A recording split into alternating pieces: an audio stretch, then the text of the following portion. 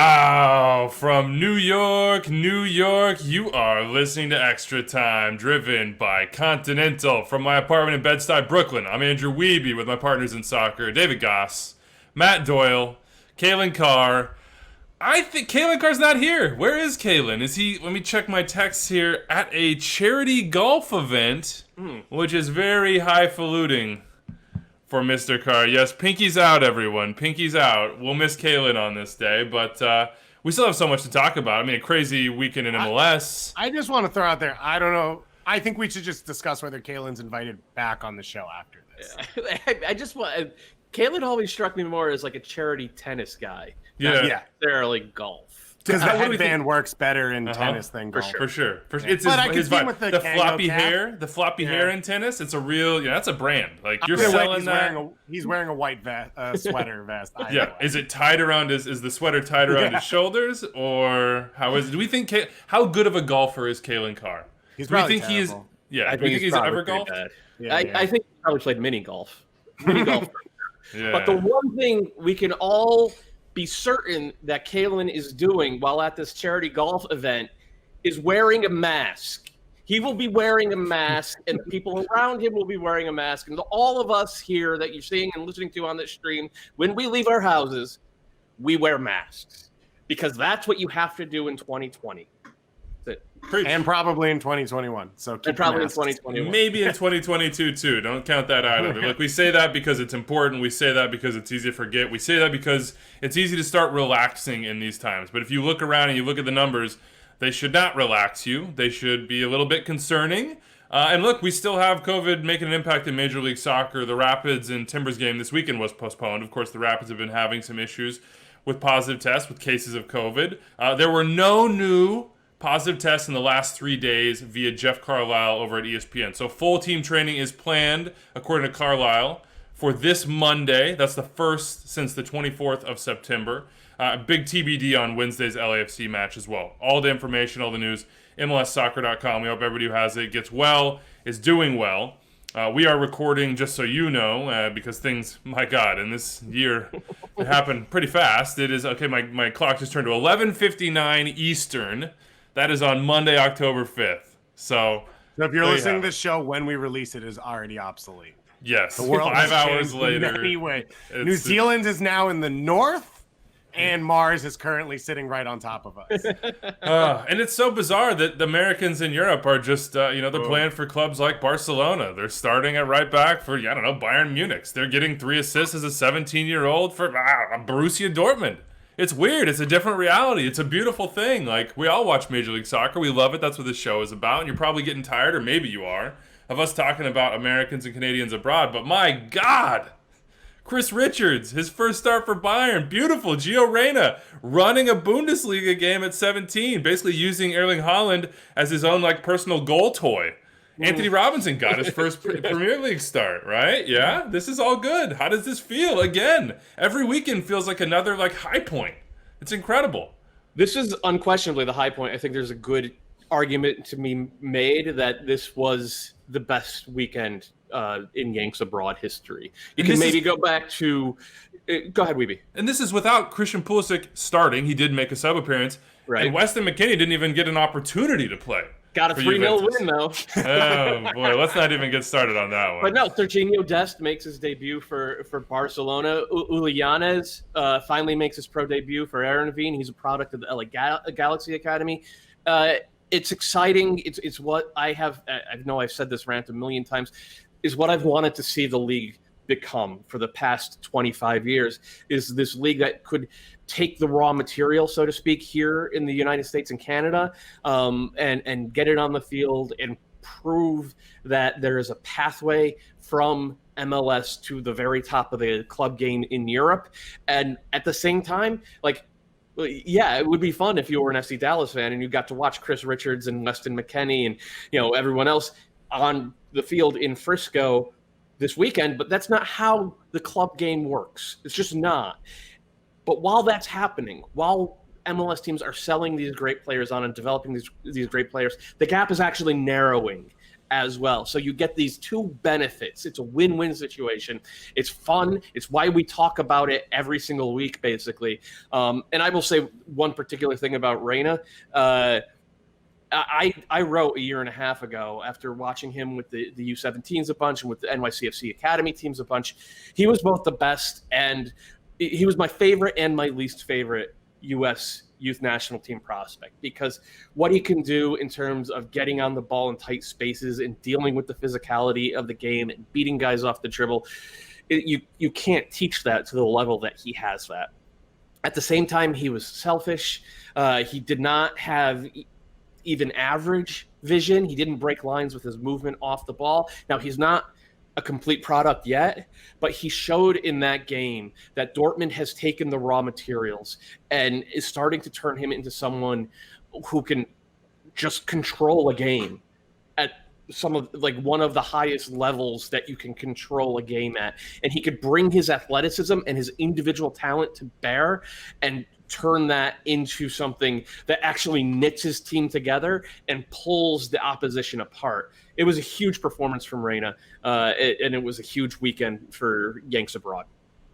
American Dream, not my favorite nickname. Just gonna throw it out there. Got to work on that.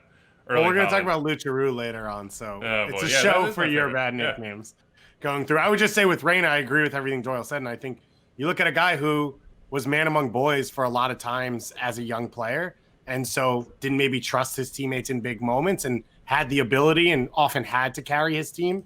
And learning how to trust, I think, the guys around him is a big part of what's going on. And the other thing that I look at is I think we've all watched some of these players come through, not just in the U.S., but in other countries. And I looked at Julian Brandt, and I thought that was a guy who was going to be the next in the line from Sané to Ozil. And right now, Reyna keeps him on the bench even when he doesn't play well.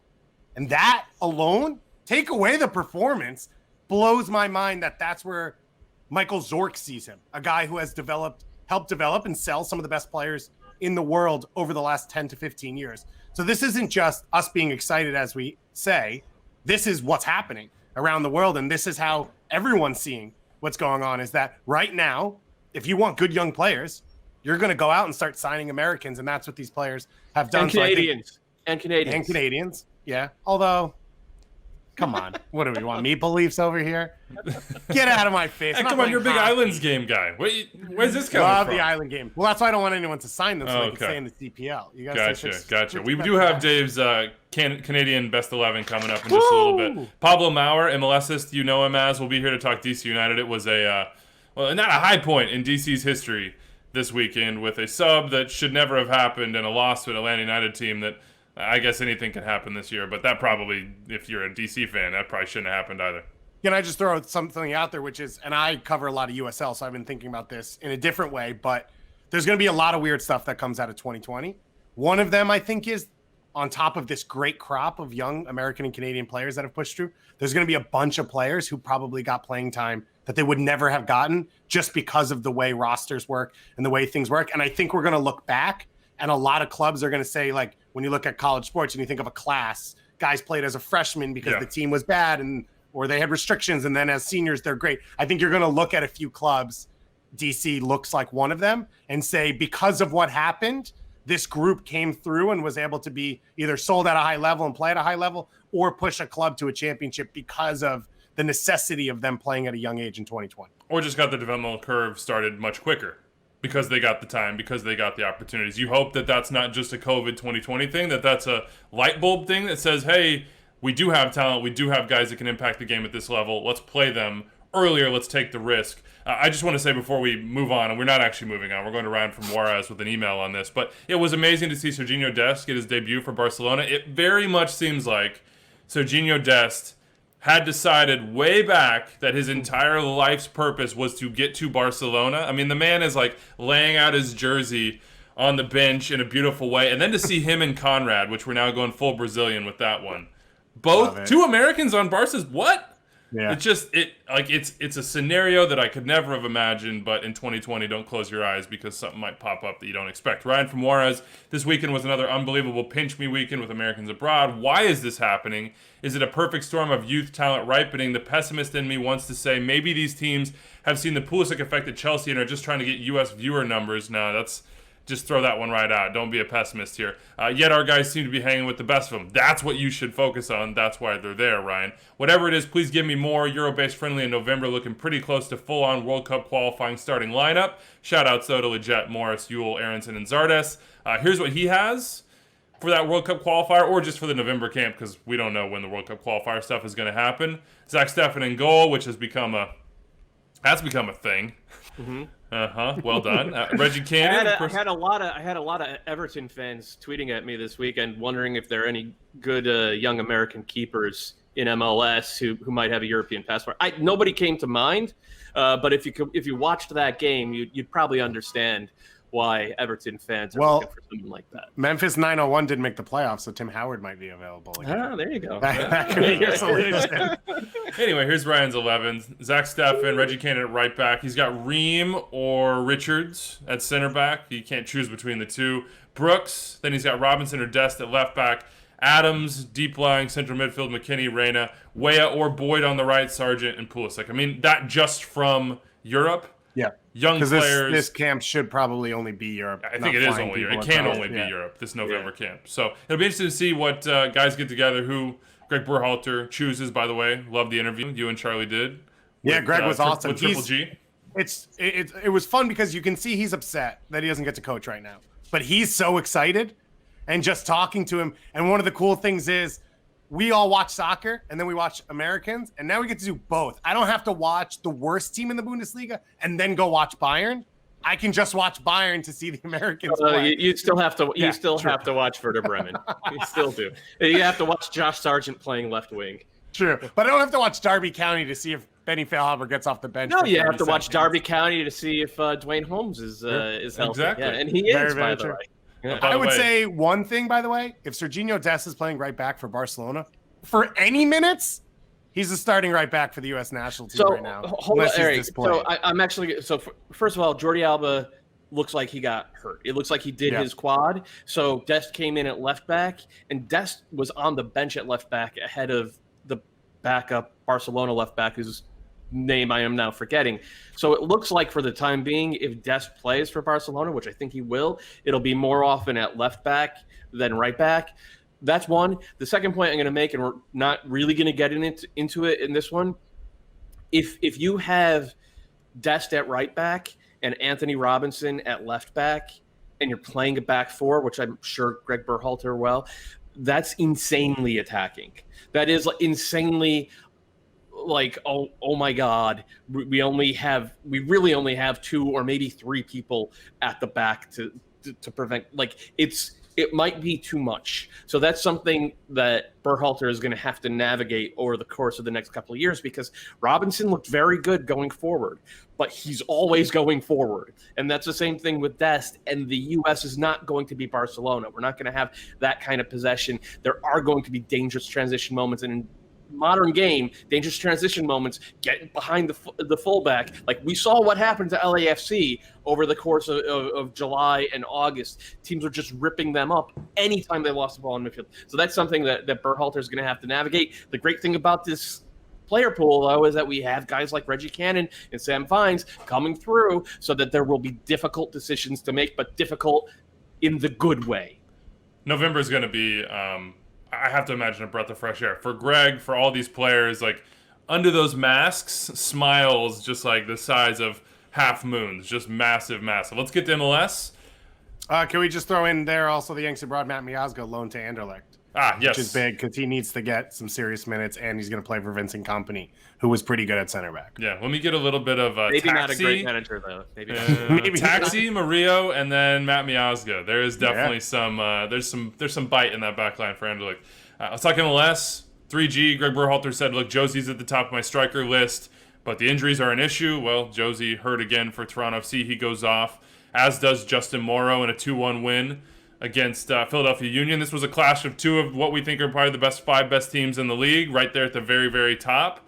And Alejandro Pozuelo made the difference. I mean, I'm very secure, have been in my MVP vote, that it's Alejandro Pozuelo. I believe it's 7 goals, 9 assists now. He's just filling it up. Everything runs through him. First of all, Ayo Akinola got a goal, so now he has 7 as well. Does this simplify things before we get to what this game means? Kind of sticking with the U.S. national team. Does this simplify things for Greg Vanney? I mean, now it's just Ayo because there's no Jozy. Before it was like, can I play them both together? If I play just Ayo, what's that mean for Jozy within this team? Like, what is the future for Toronto FC, at least in the immediate sense, rest of the year? I think it's Ayo's starting spot. I don't think you could count on Jozy to be a starter. He played 83 minutes last week against Columbus, and he was great in the second half of that one. And I was like, wow, he played 83 minutes. He's got a week off. He's going to be good again. We're going to see Jozy again. And the very next game, he gets hurt. And like, this has just been year after year after year of this. He's been in Toronto for 5 years. He's played over 2,000 regular season minutes once. And at this point, Ayo Akinola is a really, really good young player, and I hope he chooses the U.S. over Canada. I'll be happy either way, though, because I'm kind of a Canada fan. But like, and he's not as good as Jozy all around. He's not. When Jozy goes out there and he's locked in, as Greg Berhalter said, he is still the most talented striker in the U.S. pool, but he cannot play more than 60 minutes without getting injured. He just can't. So this should simplify it for Greg Vanney, where it's like, okay, Ayo's my starter. Jozy is entering the phase of his career where he's a 35-minute super sub. He is the center forward version of Ilsinho. He is, once they are able to get him healthy, they have to make it so that, like, this is not an issue. They have to get it so that Jozy is willing to embrace that. And frankly, they were better in the second half when Ayo was the guy at the tip of that 4-1-4, more of a 4-2-3-1. Like, his movement is excellent. He's always pushing the opposing back line back. If you don't stick with them, you see what happened on that goal, and that creates space underneath for guys like Pozuelo and Piatti and even Osorio pushing forward from that double pivot. So I do, you don't want to lose one of your best players, but I do think it simplifies things for Greg Vanney. And now you just have to hope that Akinola's hamstrings hold up, because remember, he did his earlier in the season. And if they lose him, Toronto FC and hamstrings is pretty brutal. But right now, Toronto FC, they're playing the best soccer in the league. And I'd agree with Doyle in that I don't think you see the best of Toronto with Akinola and Jozy out there. I do think it's not totally on Jozy, because I think Ayo struggles playing wide as well. I think we saw that with the U17s, which was kind of pushed him back in his development. And then Toronto started to consistently play him at center forward, where he is at his best. But the beautiful thing for them is they went to MLS Cup last year playing a false 9 and starting Tsubasa Endo and Nicola Benezet on the wings. And now this year they have a center forward option, whoever it is. They have an upgrade from Benezet and Piatti, and then they have more options to play alongside him with Pozuelo playing in their best spot. So whether it's Akinola or Jozy, they're better off than they were last year when they went to MLS Cup and almost won it on the road. What is this season from Alejandro Pozuelo? Because as we're talking about this, you're saying, hey, they played with a false 9 last year, made it to MLS Cup. Well, that false 9 was Alejandro Pozuelo. In my mind right now, he's the best player in the league. It's it's what you get for $7.5 million. Yeah, it's not Carlos Vela last year, sort of quote unquote dominance, but it is just literally every aspect of the attacking game, certainly, and the process to get to that point. It's all through him, and they're the best team in the league. He's the best player in the league. Period. It's not even close to me right now. I don't disagree with that. This is, he's putting together one of the all-time great pure number 10 seasons in league history. This isn't like a Javinko 2015 or a Joseph 2018 or a Vela last year. But it's close. It actually is kind of close. And if you look at the way he's conducting the entire game on both sides of the ball, every single, he's a number 10, he's a classic number 10, but he also, he gives you stuff defensively as well. So you don't have to, game plan for his weaknesses if you're Greg Vanney. He's just been wonderful. And Philly deserve a lot of credit. They didn't go out there and play scared. They used that press to generate the first goal of the game. They gave Toronto real trouble. Philly's one of the top 5 teams in this league. I think we all agree with that. But by the time the second half came and things got clicking for Toronto, it felt like the Toronto win was inevitable. For the second game in a row.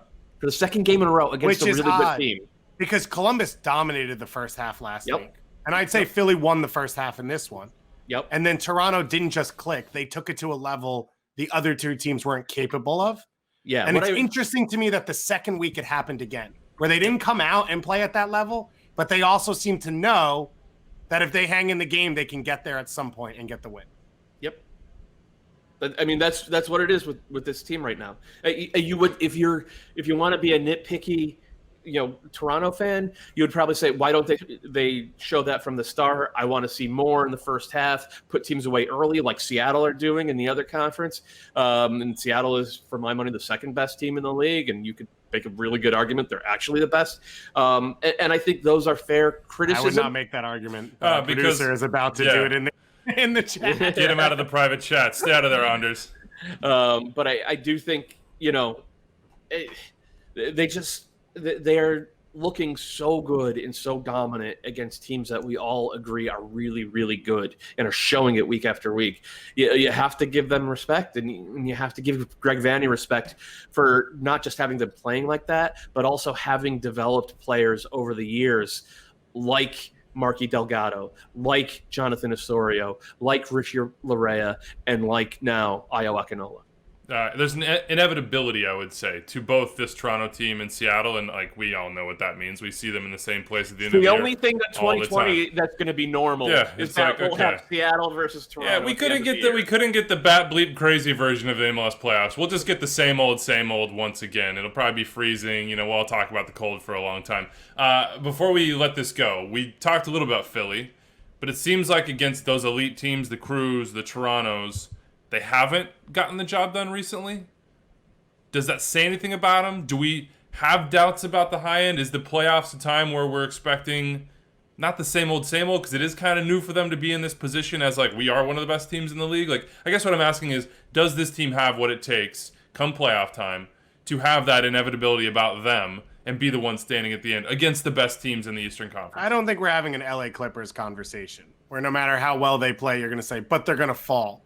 I think you look at a game like this where they went toe-to-toe with Toronto and had every possibility. They've got 2 strikers who, when on, are as good as anyone in MLS. They're not always on. And that's the question, No, I would say when Shabilko is on, he can do things that other people can't do. And Santos as well. And maybe they're more specific in what they need to happen around them. But they have that capability. They have that high-end capability. And they have a midfield that can do it. And backline as well as Andre Blake and depth at fullback. They have all these pieces. They've shown that they can go toe-to-toe with everyone in MLS. They need to win that big game more consistently. But you don't look at going in and say, well, here are the fault lines that they can't fix. It's more about individual performances in those big games, which is going to be a toss-up in 2020 no matter what, because we have no idea what the world's going to look like as you go into each postseason. So here's what I will say. I agree with what a lot of you – with a lot of what you just said. That was tough. But who's the first person you think about when I say the Seattle Sounders? Ladero. Who's the first person you think about when I say Toronto FC? Pozuelo. Who runs the show for Columbus? Yeah, that is the question, right? Well, no, it's Lucas Zelarayan if he's healthy. We know what. Oh, sorry. I thought you said Philly. My brain just auto inserted the Union. Right. And I was like, you're right. There isn't one for the Union. No, I mean, and that's okay. Brendan Aronson is a $4 or $5 million player who's going to a UEFA Champions League team, coached by our good friend Jesse Marsh. Is he ready to be as good in the big moments as guys like Pozuelo and Ladero and presumably Zelarayan will be? That's the high-end player. He's the number 10. He's the kid who's... But he's not. Montero is. Bedoya is a DP. It doesn't have to be on him. And I think that's different. No, it does. If you're playing as the number 10, it has to be on you. And I'll say again, I think this team is better when Montero is actually playing as the number 10. I don't see it from Aaronson at that position. But for as long as he's going to be at the tip of that diamond, it's going to be his responsibility to win those moments and elevate the team. And while he's had some really good moments and he's a really good young player, I haven't seen that from him. I'm not sure. What's interesting, by the way, because Philly wants to play him at the 10, they want to sell a 10, they want the money. If the Salzburg deal is done, he doesn't need to be a 10. If he goes into the Red Bull system, that doesn't have to be what his attributes for sure transfer to. And obviously the high-end version of this is Sabitzer and what he can do, and he's world-class, so that's crazy. But still, it's weird that if Philly sees that as well, and I don't know that they do, if this deal is done and he stays for the year, you don't have to shoehorn him in there if you don't want to. I agree with you. I assume they have a plan with this, and they're definitely a team that's willing to live with the improvement curve, whether it's extended or really quick, of young players. We've seen it time and again from the Union. But even if they say, oh, well, he's a number 8, well, is he? Because he doesn't get on the ball a lot. Like, if you're going to play in the central midfield, you have to get on the ball. Ladero's on the ball more than anybody in the league. Pozuelo is right up there. I think Pozuelo hits more passes per 90 than anybody in the league. Like, Aaronson is nowhere near that, whatever position he's playing. So it's not all on him, but some of this has to be on him. He's playing that position. That is the job. If you're playing that position, he was fine in this game, but he also came out at the 66th minute for a reason. Question for you here. Orlando City, another big win this weekend against the Red Bulls, looked really good. They're another team that if I said to you, who's the one guy it revolves around, I'm not sure there is a one guy. There might be like a 4 guys for them. Orlando Toronto, Orlando Philly, Orlando Crew. Where does Orlando stand in that hierarchy in a strictly playoff sense? I'm not talking about the project. I'm not talking about what Oscar Pereira has built and sustained this year. I'm talking about a one-off game. Where does Orlando stand with that sort of elite 3 that we've identified in the East? I still stand that if Columbus is healthy, they're ahead of Orlando alongside Toronto, because remember, Nagbe didn't play in the game against Toronto last week, and he is he's the best at what he does in MLS and is a huge part of what Columbus wants to do. And while Orlando is a little bit more healthy, I still say that Columbus, for their depth, all the things that they bring to the table, are above them. So I put Orlando 3rd and Philly 4th. Does that mean you have concern about the Crew? Because now Zelarayan is out again. Eloy Room is out. We don't know when Nagbe returns. So the one thing for the Crew is they can get results with their depth, so they don't need to rush them back. Now, it's 2020. Didn't Orlando City do that this weekend? They did. What? They absolutely did. Do what? Got results with depth.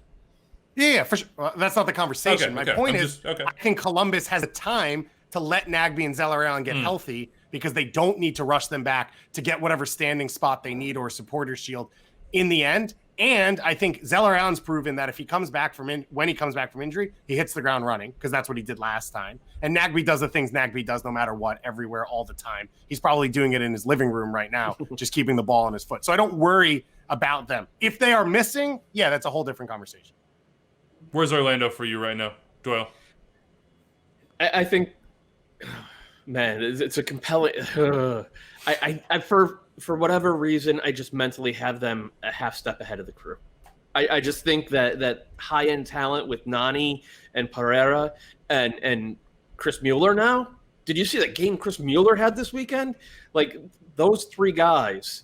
And then, I'm a big Daryl Dike fan, and they have been able to do it while keeping Nani fresh, while dealing with Pereira going off at halftime, to keep him healthy or healthy-ish. DK has, he was awesome in August. His pull to play was awesome in September, but he couldn't score. They still made do. They still won 4 or 5 games. He comes back. He finds a goal again.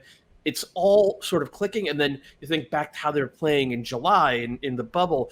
Well, that was Juan on one side and João Moutinho on the other side. Flying. Those guys are gone. Those guys have been hurt for the better part of a month. They're still winning 4 times in 5 games. I don't know. I just feel like they have a little bit more, but it's close. And it wouldn't shock me at all if Orlando meets Toronto in the playoffs and Orlando's the team that wins. It wouldn't shock me if they have that level. But by the way, we won't find out until the playoffs, because Toronto and Orlando do not play in the regular season. No, look, if Oscar Pareja was hosting this podcast, for instance, we would be outperforming whatever it is we're doing right now. Whatever I'm able to pull out of this group is nothing compared to what Profe would get from us. I have this in the rundown. I'm not even sure if I want to talk about it at this point because it's not inspiring me. We know the Sounders, as you said, are the best team in the West. I don't think that's unquestioned at this point. They handled the Whitecaps with ease. We have the question, who's the second best team in the West? We have Portland, we have Sporting Kansas City, we have Minnesota. I'm not really interested in it. So maybe you have a take out there, folks. 401-206-0MLS, extra time at MLSsoccer.com. Make that compelling for us. Let's just talk about Minnesota quickly. Kai Kamara got his first goal for the club. That's goals now for 8 MLS teams. As he said on Twitter, I am blessed. I mean, from anywhere and everywhere, Kai Kamara is getting his goal, and he's moving around this league. We haven't really discussed that trade, and we haven't discussed Mason Toye to the Montreal Impact. David Gass. Gass-stradamus out here just making, Thierry Henry listens to this podcast. You hear David Beckham every single time you listen in the intro? Thierry Henry listens to Extra Time, and the baby just cried in the background, which probably tells you that's like the radiator? That's the radiator. That's obviously BS. Thierry Henry doesn't listen to this podcast, but wow. $600,000 in GAM and a 2021 MLS Super Draft second round selection goes to Minnesota United for 21-year-old Mason Toye. He's going to Montreal to work with his idol. Gloat, Dave. Just gloat a little bit. Just bask. Well, bask in this. Sometimes I look down and I say, if two things make sense, I'm going to say them out loud, and they should come true. And every once in a while, the universe around me looks at me and says the same thing. But the conversation was, Mason Toye's a young center forward. Where can he get minutes? And that's what we were looking at. And I looked at Montreal, a team that's playing Kyoto up there, and he's having some success, but he's not a center forward. But I think the bigger part of this is, one, Montreal's not spending big money outside the league. Goal scoring is where you spend money and you get the production you spend. And in MLS, if you're not going to do that, it's worth taking a risk on a 21-year-old. Will Mason Toye hit? We don't know. And if they don't, I don't think it's on Montreal for taking this risk because they're not doing it in the outside market at the center forward position. And now you've got a couple games here at the end of this year where your team's struggling, let's say, and you can give him a chance and Henry can work with him. And the hope is over the offseason, you put in a situation where Mason Toye has improved on the things you specifically need from him to be able to do the job up top while he gets comfortable and develops. But there's no one on the roster for Montreal that is an elite at anything at center forward. So give Mason Toye a shot and let the greatest striker of all time teach him. Maxi Urruti is elite at Hail Mary goals. Mate. Hail Mary goals. That man, once a year, he will score a goal that you thought never should have even been attempted. And Mike not from Canmore, wants to know, is Davis psychic? Didn't he mention Mason Toye to Montreal a few weeks ago? Oh, pinch me. A truly promising young striker under Thierry Henry. Christmas in October. I'm assuming Mike is an Impact fan. Either that or a big David Gass fan. Either way, he's killing it. Kai Kamara got his first goal. Sporting Kansas City, Alan Pulido got 2 goals. Portland Timbers didn't play, so we don't have anything to discuss with them. Let's switch to Pulido. 2 goals. Sporting Kansas City looks like the team we thought they might be. And now he's gone, like so many others, for the international break. This was both, to me, a game where, like, my brother's texting me, and he's like, I told you. If we had Alan Pulido on the field, we'd be winning games 3-2 instead of losing them 3-2. This is the biggest difference. And I texted him back, and I was like, yeah, but now you're going to lose him. Now he's going to international break. So you got this little glimpse after the injuries to Alan Pulido of what this team is with Alan Pulido, but now you don't get it. Like, it's I don't know, it's both sides of the coin for Sporting Kansas City right now. What would you take away from this if you're Peter Vermees, Doyle? Roger Espinoza's return. For the 5 millionth year in a row, as great as Alan Pulido was on this day, as wonderful as Gianluca Busio was, pushing up and playing more an attacking midfield role now. 2 assists, both pretty wonderful passes. Yeah. This team with Roger Espinoza back, it's just a different. He's one of the most underrated players in MLS history, and you could see his ability to win the ball, progress it upfield, put the attackers into good spots. He makes a huge difference. I feel like Sporting did start looking more like the team that we all thought.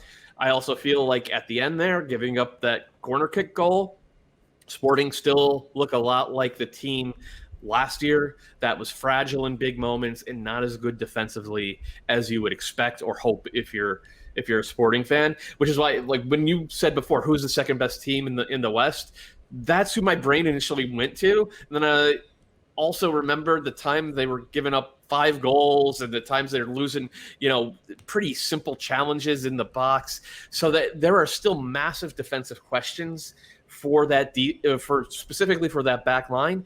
But having Roger Espinoza back in that midfield is like not just a Band-Aid on that. He's like a wrap on that. He is like a giant gauze pad that they could put against all but the best teams in the league. They can use that to sort of stanch the bleeding.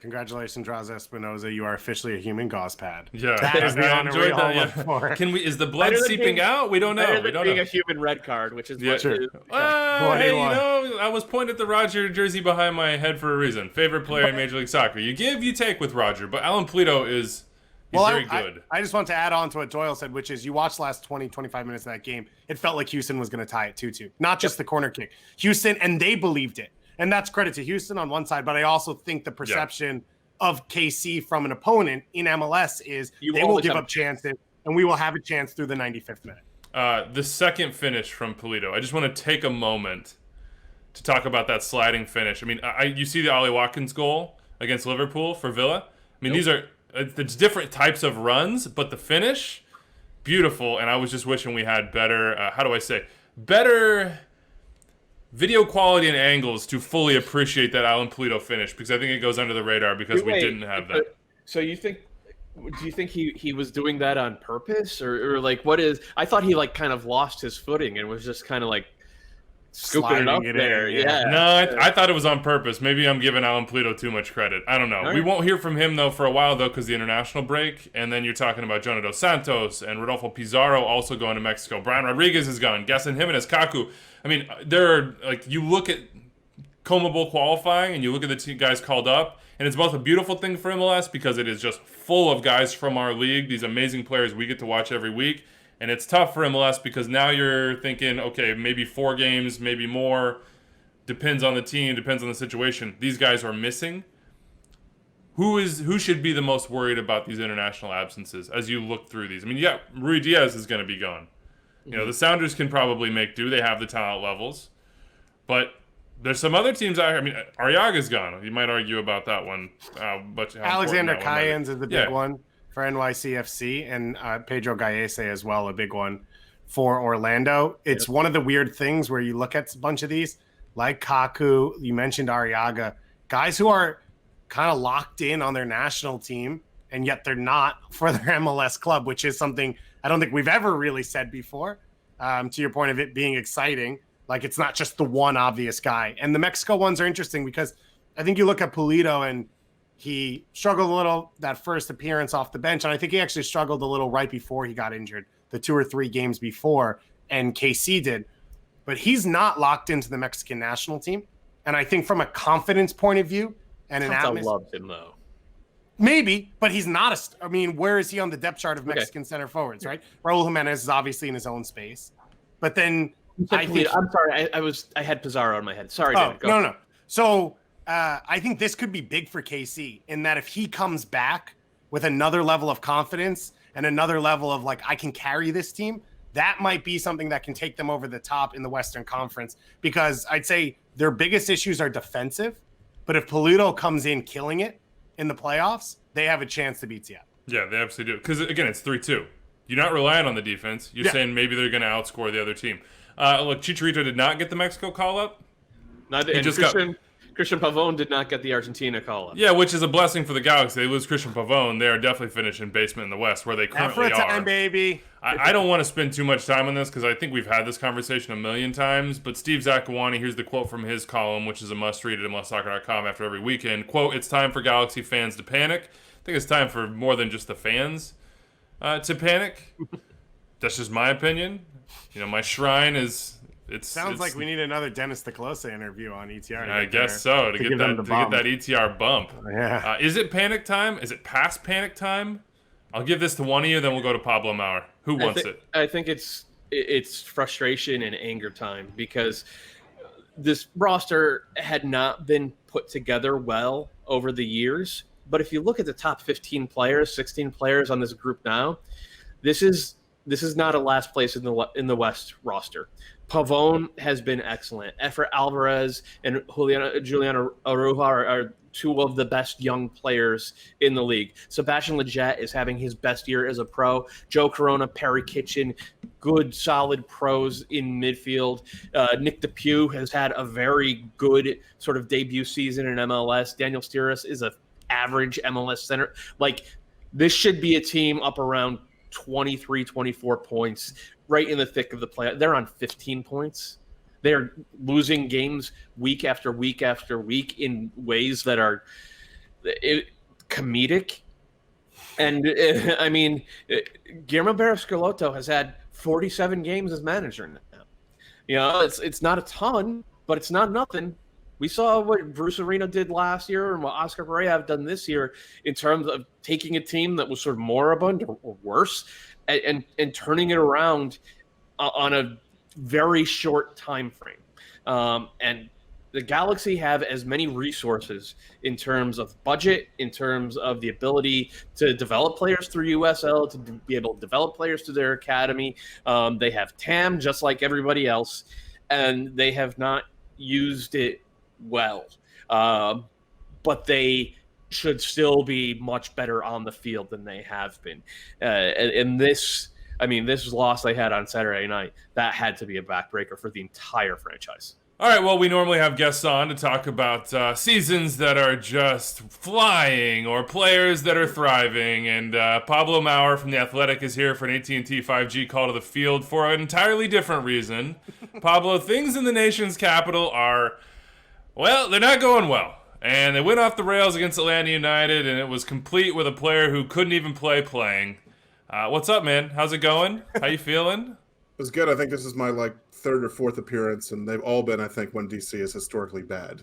So, you know. I want to say that we had you in when Lucharu was a thing. I want to say that. I don't know that. We also had you on to talk about construction one time, so that was exciting. Okay. All right. Yeah, hard hats. I mean, but you know, that can go either way too. So let's just start with, I don't know. What do you want to start with? What is it that, as someone who is intimately involved in covering this team? Wait, can I ask? Can we start with Saturday night and the substitution and the sure? That's probably it. And being there and living it, and then we could talk about the entirety that is DC United. Okay, fine. What happened? How did this happen? Yeah, I mean, I'm still a little foggy on how he ended up on the roster that was electronically submitted to Pro and MLS, but I have more clarity now on how he ended up on the field. I guess the responsibility of checking that electronic roster against the players physically on the bench is done by the PME, Professional Match Evaluators. MLS employee sits with the fourth official. He apparently, we'll just say, dropped the football, I guess, on Saturday. And the error was eventually caught by an AVAR.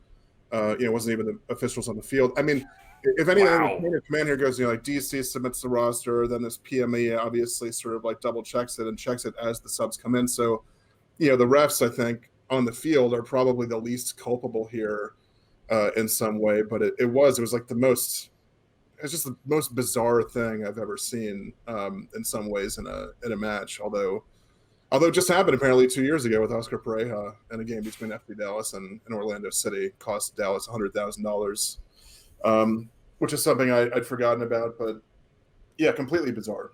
I had forgotten about that as well, and now I regret some of the things I said on Instant Replay. But for those of you who did not see this, the he is Russell Canals. He came on at halftime. He was not on the game day roster. About 2 minutes and 10 seconds in, all of a sudden there's a lot of mystified faces and iPhones being handed around and pointing and gesturing and discussions. And Russell has no idea what's happening. You can see it on his face. He's like, "Why are we even talking about me right now? I'm playing this game." I love that it's all done electronically. It just looks like they're all looking at a meme or something like that. They're like, "Look what he sent me." Yeah. Isn't it hilarious? Yeah.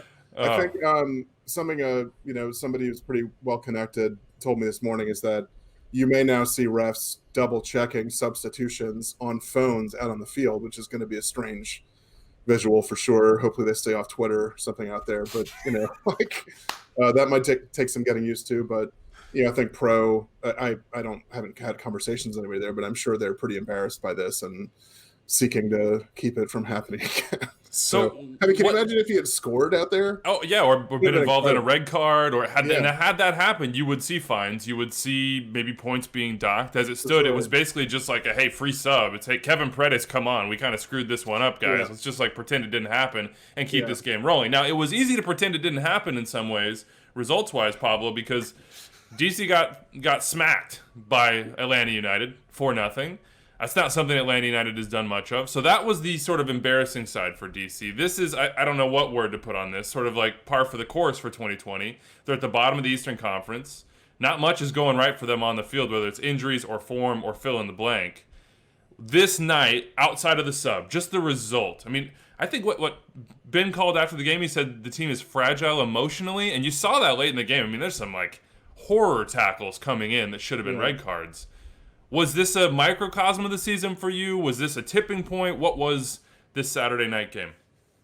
There's so much going on with DC this year, really. I mean, you do have to start with the injuries. I think, Jason Anderson, who writes for Black and Red United, he, as of 2 games ago, they were at 62, I think, man games lost to injury, which is absolutely staggering. That number surely is another 8 or 9 or 10 higher now.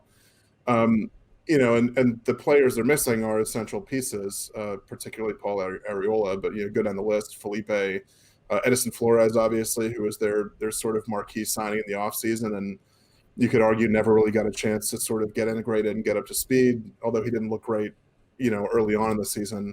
There are other issues. I mean, you have like Steve Birnbaum and Frederick Briant, who last year, by all accounts, probably like one of the better center back pairings in the league and have been traditionally really reliable. Past 2 years, they've sort of fallen off the map. The defending, honestly, on some of these goals they've given up has been, to use the word that gets used constantly, shambolic, right? So it's just a totally layered failure. I mean, the biggest issue to me is, in a way, there have been other years where DC has been pretty atrocious, but the effort has always been there. Like you don't see guys giving up on plays.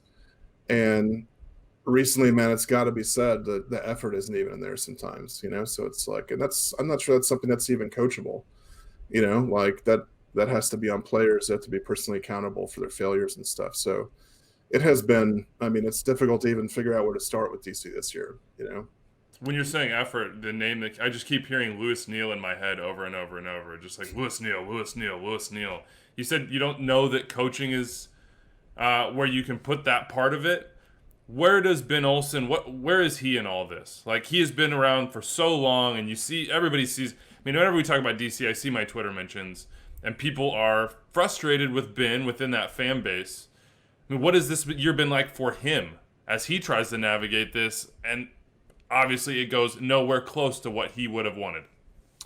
Yeah, I think it's interesting with Ben. Obviously, it's tough to evaluate him in the same way you evaluate any other coach, in that he does have that kind of club legend sort of status. He's always going to have certain fans who want him there. He is, at this point, really, he and Dave Casper, I guess, like the last sort of link to DC's actual history there. I think it's funny because, there have been other years where I feel like, and I think Ben himself would tell you, there have been probably 2 seasons that on another team that was, willing to spend more money or maybe was more ambitious, 2013 and a few years later, that he probably would have been fired. And I think it's interesting. This year they've been very, very bad, but it strikes me as a strange year to be the one that's the backbreaker between the injuries, between the pandemic, this, that, and the other thing. And if they don't get the ship righted, it may well end up being the season that cost him his job. But to me, it's like one of the only seasons where they're actual, like, sort of built-in legitimate excuses. To be clear, man, they're excuses that fans don't want to hear. No fan wants to even sort of like give anybody any rope for injuries, this, that, the other thing. And there are other teams that manage those things well. I mean, every single team has played during a pandemic. Every single team is playing a compressed schedule. They affect teams differently, but it's been an interesting one. I don't know that canning Ben solves greater issues, within the organization or the players, that sort of stuff, but certainly anytime that you're dead last in the league, you're going to be talked about in that way, Let's talk about the greater organization though, because you lose Wayne Rooney and Lucho Acosta last year, which is big.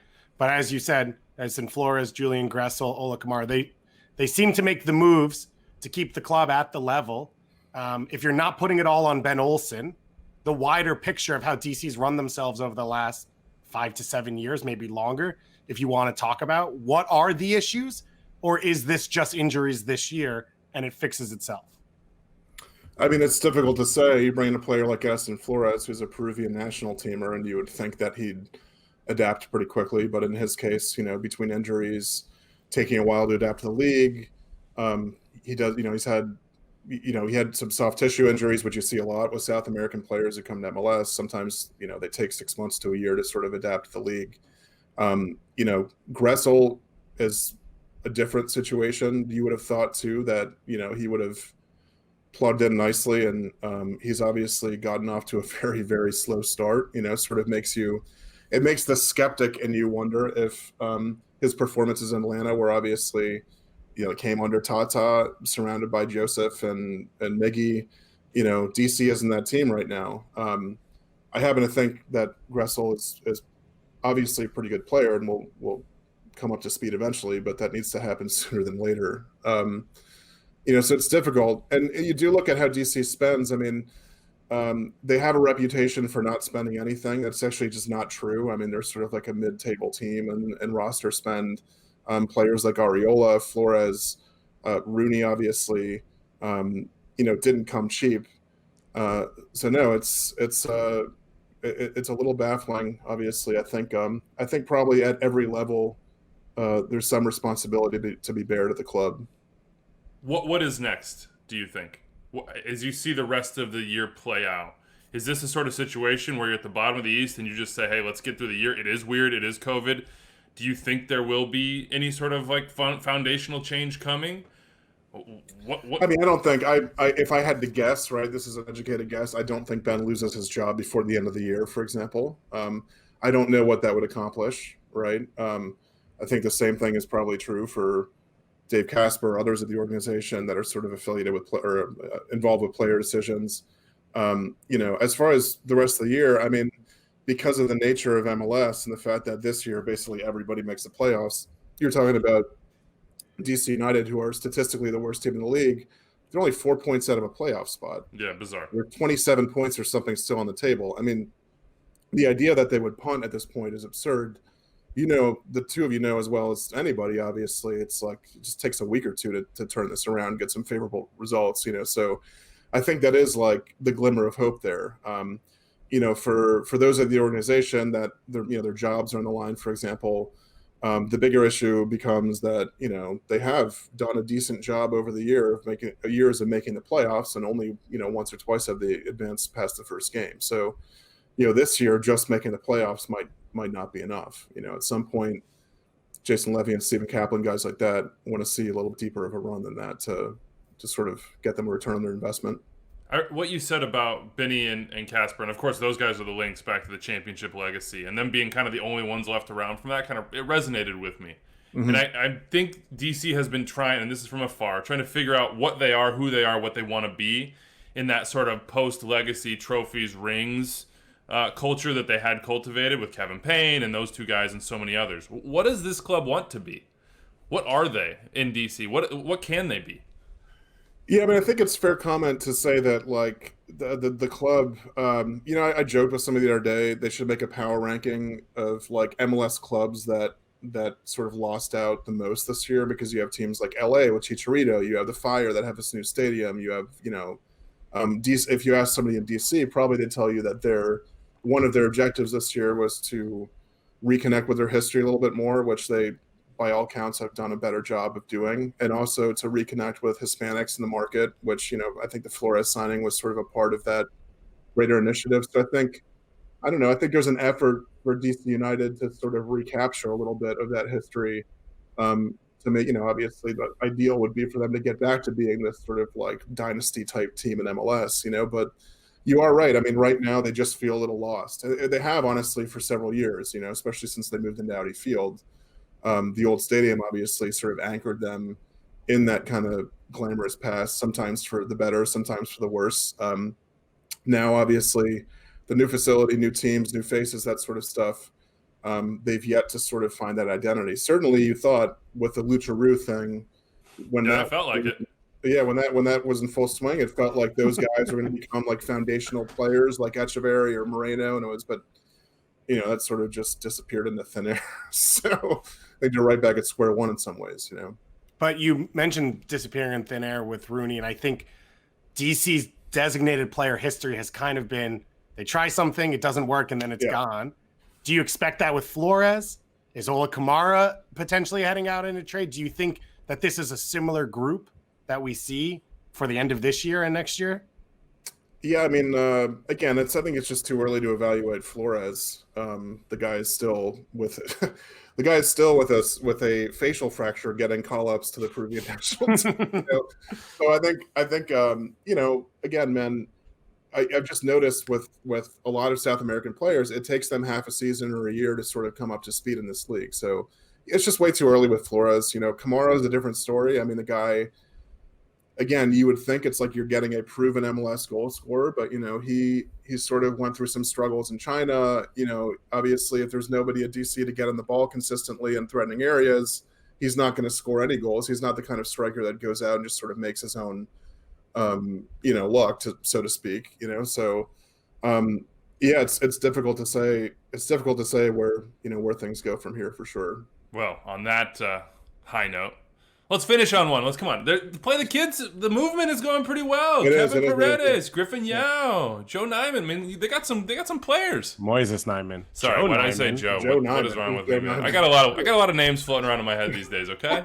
Joe Thanks Nyman. Thanks for the correction. I needed that. I appreciate that from you. Always standing behind me. You sound like the one writing DC's match day roster.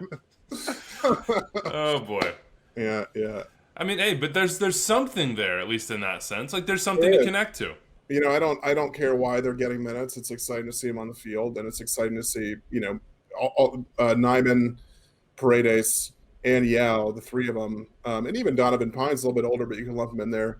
But the three first ones in particular are all guys who are not afraid to quote unquote try stuff. So it's fun to see them run it.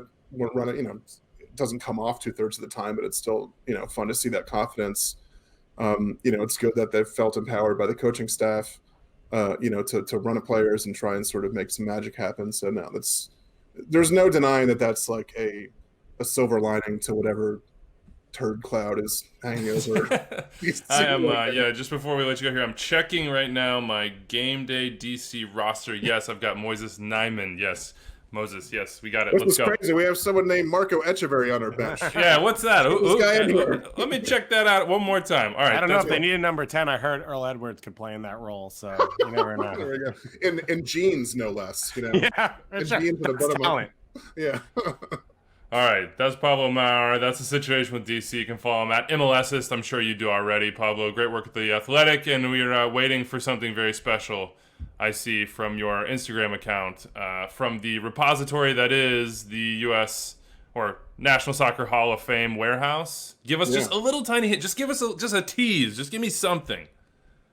Let's see. Let me open up my grab bag of things I stole from the place. And no, I'm just kidding. I believed that actually. I'll give you a tease. It is like ancient U.S. soccer history, but it is something I'm working on with my coworker Matt Pence. It's going to be, I think, pretty special. So you guys will enjoy it.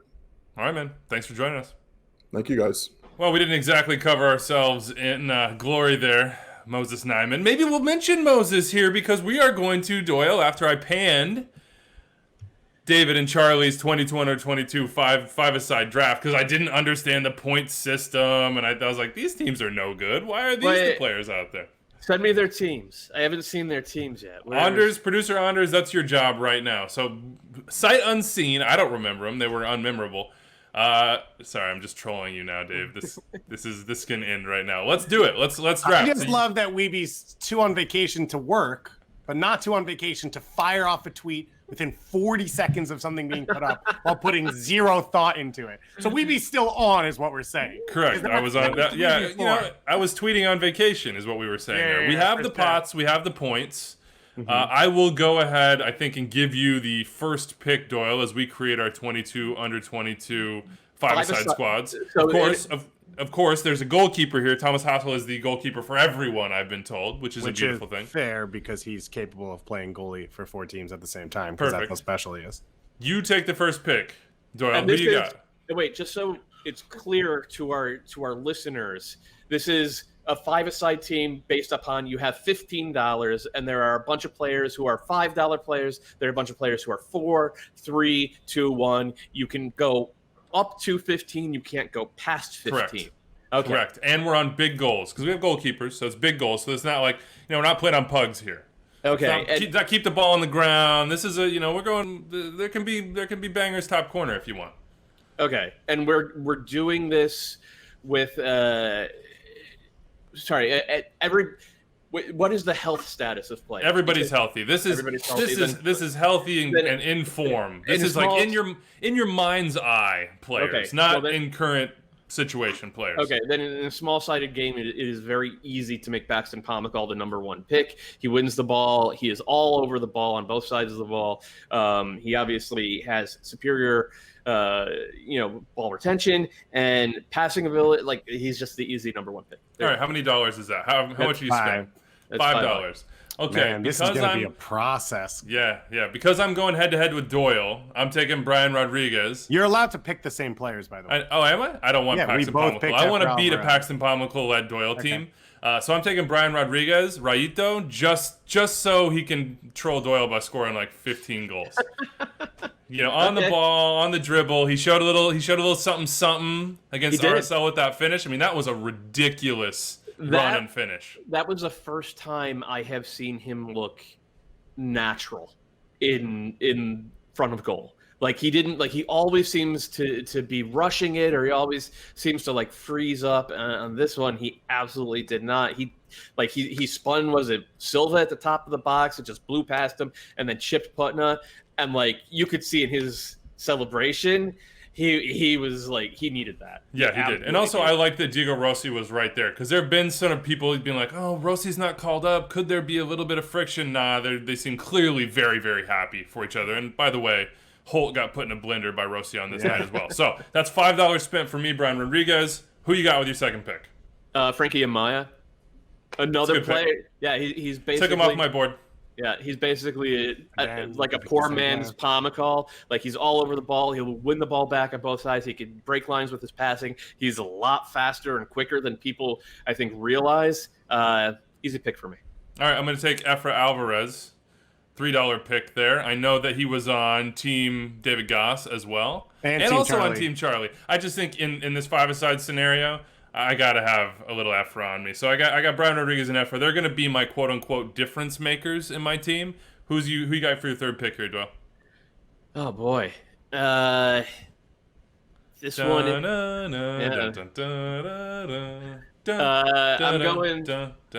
going Daryl DK. Gotta go back to my list. Should have known. I should have known that you would have picked him, and I don't want to double up. It's a great pick. Yeah, I mean, I'm gonna have the 3 best players on the field, but you got a shot, I swear. I guess I could double that one up, but I'm not going to. So I'm gonna go. Let's see. I think I'm gonna go Ayo in this case. It's not the same. I would rather have DK in the 5-a-side. No, actually, I take it back. I'm going Ricardo Pepi. I'm going Pepi. I'm going Pepi just because I want the young buck in there, and I think he's got the instincts in front of goal in this situation to be very good. So give me Pepi. Wait, you don't think Ayo has instincts in front of goal? I do, but now I want Pepi. Has 7 goals in like 14 minutes. Yeah, just let me take Pepi. All right, okay. Just let me take Pepi. So let's just point out there that Weeby so far has picked 2 of the 3 players that were on my team after being like trash.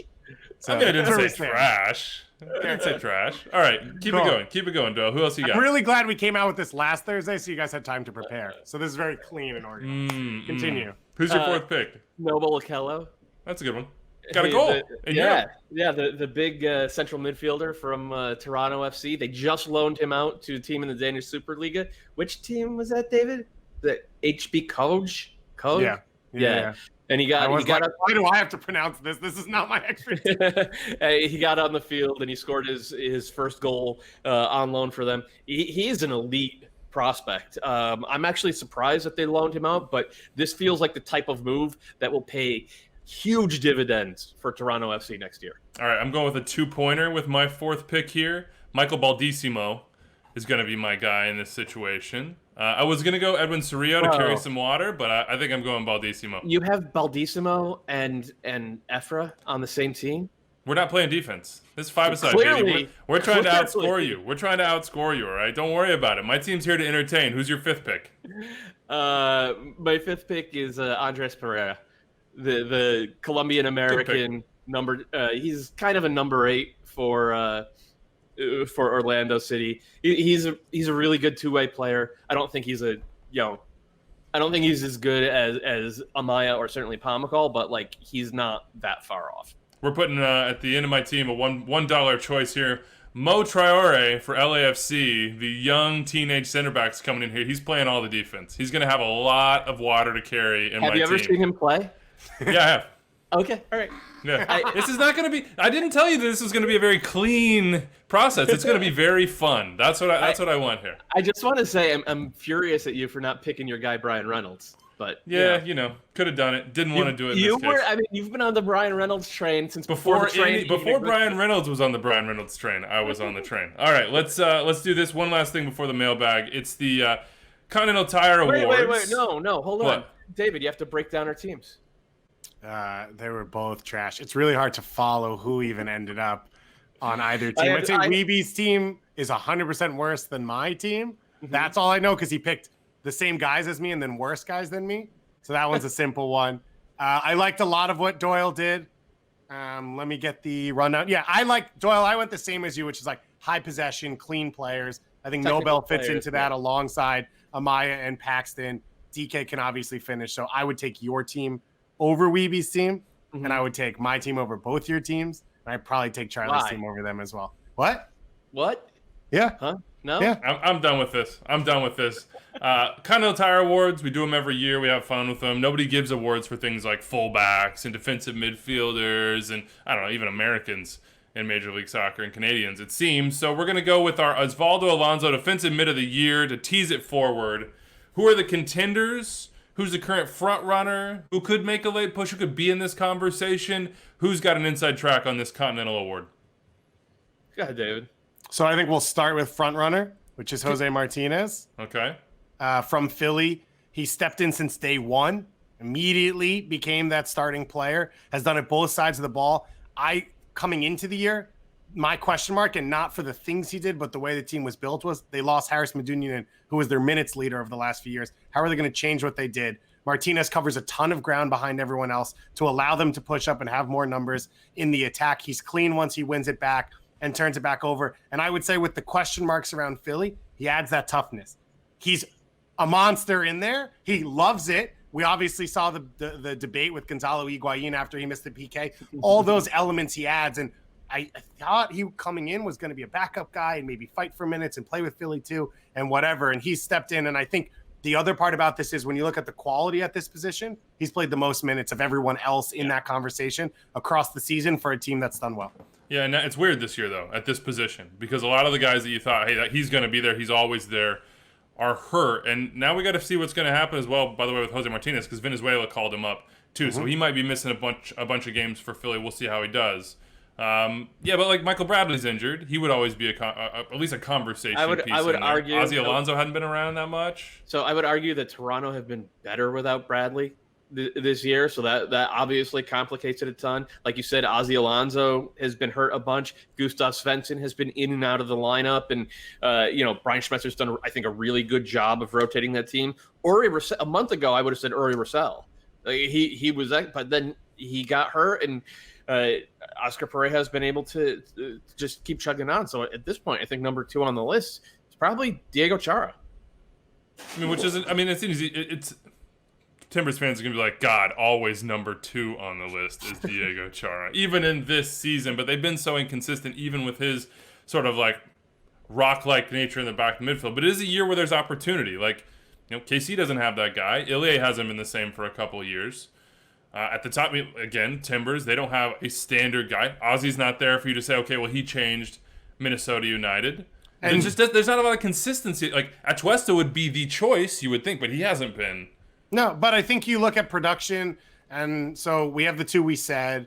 He's not the same type of player, but Artur, I think, goes on this list because he's been the one piece with Zelarayan and Nagbe going out injured and Berhalter stepping in at times and Aiden Morris and whoever else. And Artur's not a true defensive midfielder. He's more of an 8, but he's played that spot for them, and he's played throughout the season, and they've been one of the best teams in the league. And I think when you step away from, because none of the other top teams really have consistency in that position, you have to bring up Dax as well, because Nashville's been predicated on his defensive stability in front of a new back line, a team figuring it out. They are defense first, and he's played the bulk of the minutes, and he's played not maybe at his highest Red Bull level where he's pushing into the attack as much because they play differently, but he's played as well as you could expect. And then another guy pushing into the attack in Nashville. That's the million-dollar question. Another guy who look, the Fire are below the playoff line, so by definition, you really can't be in this discussion. But Gaston Jimenez has been excellent for that team. And going back a segment or two, Gaston Jimenez might also be the answer to the question of, like, who's going to be missed the most over the next few games, because everything the Fire does is running through his feet. His ability to spread the game out and conduct where it's played. Replacing him is going to be tough. Sounds like one of the cats knocked something over. Taquito is losing his mind. Taquito's like he's not a defensive midfielder. He's just a destroyer. He runs around and attacks everything. He's just a Jack Price fanboy and is embarrassed that it took this long to even get mentioned. 401-206. Wearing the Jack Price jersey right now. Extra time at MLSsoccer.com. Anders, no, Taquito is not pounding the table for João Paulo. I'm sorry. Well, maybe we're Junior Urso. So we'll see. That's a good call. They've been split in Orlando. Junior Urso isn't even a starter for this Orlando City team. When they had Urso, Uri Russell, and Sebastian Mendez all healthy together, it was Russell and Mendez who were starting. But did you see the stiff arm he put on the Red Bulls? That was pretty good, though. Did you see that stiff arm? All right, let us know who you think the Osvaldo Alonso Defensive Mid of the Year and any other Continental Tire Award you want to make up, because these are literally straight out of our brains. We try to honor people who don't get honored otherwise in the traditional award setup. Help us do that. If you have ideas, hit us up, 401-206-0MLS, extra time at MLSsoccer.com. Let's get right to the mailbag and go right to Chris Greenwood. We've been waiting on this for a while. Dave, you're going to handle the Canada Best 11, because by God, we talk about the U.S. Best 11 an awful lot. Oh, Canada. Oh, somebody get out where's the tuning whistle? I felt like I had to give that to start. Okay, so obviously really exciting. I think with Canada, the first conversation is where to use Alphonso Davies. And so that's where the Canada conversation starts. It's not the rest of the roster in the depth chart. It's there. Now, I put Davies at left mid. I'm playing a 4-2-3-1. And I want Davies on the ball as much as possible. I understand what he does for Bayern and giving him that space. But I think two things. One, I want to see Davies higher up the field alongside these other attacking pieces before I pull him back. And two, the ability that Richie Laryea has shown for Toronto to play left back has given you an option that you can play there full time and not feel like you're going to be at a complete loss at that position. So Milan Borjan in goal. He's still the best goalkeeper. Maxime Crépeau made a push for it over the last year, but hasn't been healthy, so doesn't step into that spot. Back. Dane St. Clair. Anyway. Yeah, that's fair. And he's definitely someone who should get called up in the next camp starting now for Minnesota. At right back, Zachary Brault-Guillard, who I think has played consistent for Montreal. He's at his best on the front foot, which I don't know how much he'll be there for Canada with the way they're set up, but I'm still going to go there. Daniel Henry is the best center back in the pool for Canada. He should always be the first name on the sheet at that position. The other center back spot is probably the biggest weakness for this Canada team. You have a few different options. Steven Vittoria starting in Portugal right now is a name we got a lot, but I'm going to go with Menrikar James because I think you've seen him start over in Denmark, I believe it is, or Norway. I don't want to get that wrong again. We're in the Scandinavia thing. But his team just made Champions League. He started their first 2 league games. And when I look at Vittoria and what he has struggled with, if these two guys get beat, they both have recovery speed. And I'd rather have that, even if I'm not sure about he plays in Denmark, and sure about the shape as well under James. Then I've got Laryea at right back. I've got the newly minted defensive midfielder for Toronto FC, Jonathan Osorio, as one of the 2 deeper midfielders alongside Mark-Anthony Kaye, because Canada is going to play soccer like that. Kaye, I think, is locked into that spot. Obviously, Samuel Piet's going to be a big one that gets mentioned, and Atiba Hutchinson, I don't know if you want to go forward relying on him. Not because of quality, just because he's 35, and at some point you have to start to move on and change the team. You've got an attacking front 3, Alphonso Davies on the left, Jonathan David at the 10, and then either Scott Arfield or Junior Hoylett on the right side, whichever you're looking for. If it's Arfield coming infield, or Hoylett maybe going more 1v1 out wide. And I think even without a pure amount of minutes, Lucas Cavallini has shown for Vancouver what you want from him. He's a guy who can create openings on his own if he's isolated up top. He can stretch the field to give space for David and Davies to operate underneath. And he's also going to finish the opportunities that Davies is going to create from the pullbacks along the end line. Kyle Larin has scored twice for Besiktas and has to be in that conversation as well. So right now, Cavallini's the starter. And that, my friends, is your Canadian starting. I like that 11. Speaking of Lucas Cavallini, Alistair Brewer hit us up and said the call on Yamir Gomez was embarrassing for pro. I think Alistair Brewer is that's a name for fake name that producer Anders is using just to get into the mailbag. In what universe is that a PK for Vancouver? In real time, I get the missed call. On replay, WTF, it was a rough weekend for the referees. Check out instant replay. I agree. Not a penalty at all. Are we out of time? Hour and 15 minutes, says producer Anders. Kind of feels like we are. All right, that's it for us. Big thank you to Pablo Maurer for joining us to, wasn't the most positive conversation in the world, but to help us understand what's going on with DC United. We'll be back on Thursday with Charlie Davies. In the meantime, have a great week, everybody. We'll see you then.